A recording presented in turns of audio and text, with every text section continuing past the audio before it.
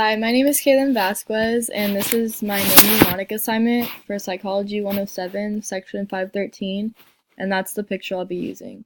So my name mnemonic is Caitlin's is Vasquenting, and I will explain that in the next slide.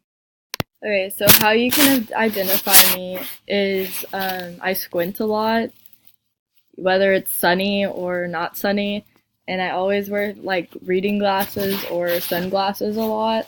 So that's where the vast squint in Caitlin's is coming from. Okay, so in my picture you can see I'm squinting even with sunglasses on. So it says Caitlin squints because of the sun, so that's where vast squint comes from. And then it says so Caitlin wears sunglasses with lenses in them, but she still squints anyways. So Caitlin's is vast squinting. Okay, so the ending of my first name is Lynn, and Lynn sounds like lens, and I'm always wearing sunglasses, so when people see my sunglasses, they will see the lenses and be like, oh, that's Caitlin lens. I also squint a lot, so when people see me squinting, the SQU in my last name sounds familiar to squint, Vasquez, Vasquint.